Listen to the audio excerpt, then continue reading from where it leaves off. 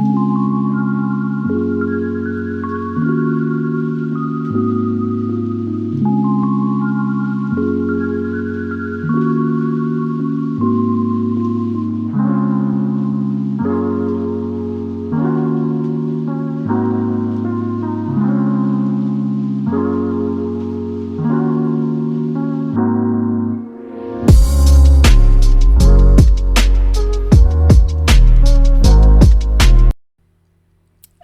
hi. I missed all of you. I'm going to stop making empty promises and just say I am going to work really, really hard at doing better. I just recently started posting back up to my blog on a fairly regular basis, and I'm just getting back into the swing of things with balancing work, life, and the productive part of life that I'm supposed to do, or at least what my therapist tells me I need to do. So, in that balance, I really want to carve out more time for making videos because this has always been what I love doing. And I feel like it is definitely something that you guys, as fans and listeners, deserve. Now, what we are talking about here today is a movie that I'm sure no one is shocked at all that I went to go see. And that's Gladiator 2. Full spoilers ahead. I wish to be unencumbered by the weight of having to worry about someone's viewing experience. So, full spoilers. And we will have to spoil both movies essentially to talk about this, which in and of itself is a spoiler. It was so funny. I was talking to my aunt about this, and she received feedback about the movie saying, "Oh, you don't need to have watched the first movie to get Gladiator 2." And I was like, that's a damn lie. That is absolutely not true. So it ends up like spoiling both movies, which is a beautiful fell swoop that only Ridley Scott can do. So full spoilers. Up at the front, I think it's a good movie.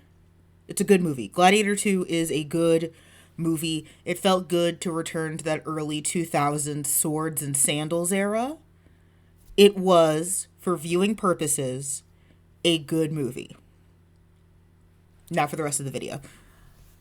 Gladiator 2, I think, is such a fantastic film if it had nothing to do with the first Gladiator. You see, the first Gladiator really was a masterclass in having earned emotions and showing restraint and really making setup and payoff work. When Maximus finally kills Commodus, it is so satisfying. It is like, this truly is the climax of this story. This is where the arc was always going to go. It's Maximus sliding a blade into Commodus's neck. And that happens. And there's this beautiful, raucous applause, only for the end to be bittersweet that Maximus also dies after having killed Commodus first. There are all these moments where emotion builds, Maximus losing his family, Commodus egging him on, that are just brilliant little pieces that all make the movie pay off in the end. Gladiator 2 wants you to have all of those exact same feelings, but none of the actual emotion behind it. So immediately we are introduced to our main character. His name is Hanno, which was just funny to me. It took me way too long to acknowledge that characters had names, because it wasn't like the first Gladiator where everyone's just yelling and screaming titles at each other. So it took me a second to get everyone's names. Also, Pin. Hello, yes, I was almost a classics major. Am I going to nitpick about this version of Rome? No. That's not what I'm here for. That's not what you signed up for. That could be another video if you'd like, but we're not going to talk about historical inaccuracies. There are some great channels, much more famous than mine, that go over all that stuff. Back to the main point. So, we start off with Hanno, and he has a wife in Namibia, and then the Romans came. And immediately, the second I saw his wife, I was like, that is a woman who is going to die. Just the second I saw her, it was like, oh, this is a woman who's about to be fridged. who is about to be killed and used as plot for the sake of furthering a man's story. Now, you can argue that is true in the first Gladiator, where Maximus's wife and his son are both killed, and that furthers his plot, but it's on top of a million other valid reasons he has to kill Commodus. Really, Hanno's reason for hating Rome, mostly, is the war and killing his wife. So Hanno is captured, and guess what? We gotta do a gladiator. We have to get back to Rome, and we're gonna have a bunch of games. We have two ginger emperors, neither of them sane, just wanting all the lavishness that Rome has. They're awful, which means I love them. Great acting performances. Again, we're not here to talk about historical accuracy. It was just very, very fun to watch. So we're doing some gladiator stuff. I will say, fight combat, very solid. It felt like they knew what they were doing when it came to fight choreography, and that was very, very nice to watch. The actual gladiator parts of Gladiator II, I enjoyed, I feel like in the first movie, there was more exploration of the different types of gladiator, like you saw Thracian and a bunch of stuff like that. I didn't feel like there was as much diversity in gladiator type, but seeing naval battles in the Colosseum made me so happy, because that's one of those, like, ancient Roman lore things that it's so hard to explain to people that, like, this was a thing and it happened. So seeing it on the big screen, very, very exciting. Excellent work. Most of the CGI is good. There are some baboons that I feel like were generated in 2007. But outside of that, very solid gladiatoring. Love that. Pedro Pascal's in this movie. He is. Trailers set him up to be basically the villain, the antagonist. He's not. He is a general doing his job, and because of that, he has to kill people. But he's also planning a secret insurrection because we need to make Rome great again. And that was the whole theme of this movie to me. It was the current system is bad and horrible, which means that we need to restart, even if that means doing so in blood. And I wish this movie came out just a few weeks earlier, because that message of drain the Roman swamp and make Rome great again hit very differently in a post-Trump winning re-election world than if something else had happened. And I found that I had very little patience for that storyline of like, oh, well, Rome is bad. We have to purge everything and fix it. Yeah, that entire era of Roman history is full of decadence and orgies and parties and eating flamingos. Have your revolution, I guess. We need to talk about the real villain. And that's Denzel Washington. Denzel Washington, I say, not his character name, because there was this strange anachronism to Denzel Washington's performance. He's so good, firstly. He's so good. But there was just this weird modernness about him that he never felt like he was of the same time period. It felt like everyone else was in a period piece, and then Denzel Washington walked onto set and he happened to be wearing, like, similar clothing.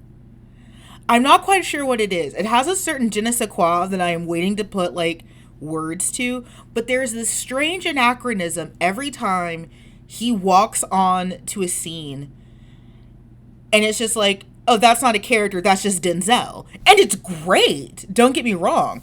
Probably, like, I mean, calling him a villain feels very short-sighted, because he's just correct. Roman decadence is killing the empire, and how he's going about it is checks notes how Romans typically go about it. So calling him a villain feels wrong. There's a lot of scheming. There's a lot of dumb scheming It's a lot of plotting insurrections and revolutions in plain sight. Um, there's a lot of conversations happening out in open that should not be happening open in public. Oh, big spoiler. So Hano, guy at the start that we follow who's doing the gladiatoring, turns out he is Maximus, and oh my god, her name is Drusilla, who from the first movie, that's their son, who Drusilla passed off as Commodus's son, even though that is totally Maximus's son. It's obviously his boy. His name is Lucius, and he was sent away after Commodus died because Rome was going to get hella messy because someone just murdered their emperor. So he's back in Rome, just, and he's doing an okay job of hiding himself, but literally no one else is. Like, there are just these loud, open conversations about, like, oh, we need to get my son that I banished for his safety. We need to go get my son.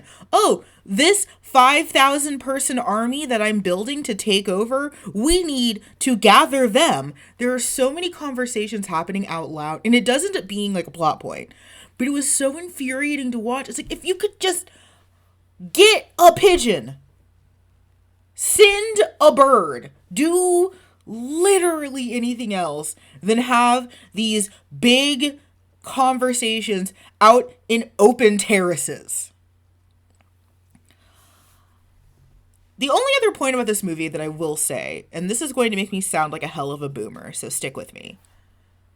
This movie did not feel as violent as the first movie, and I wonder if that has something to do with Gen Z and Gen Alpha's feelings about violence and sex in movies, because this movie was also very sexless. For how horny Rome was, it's very sexless. And that's interesting, because even the first movie leaned a little bit into that, like, sexual decadence. Not much. It wasn't that kind of movie.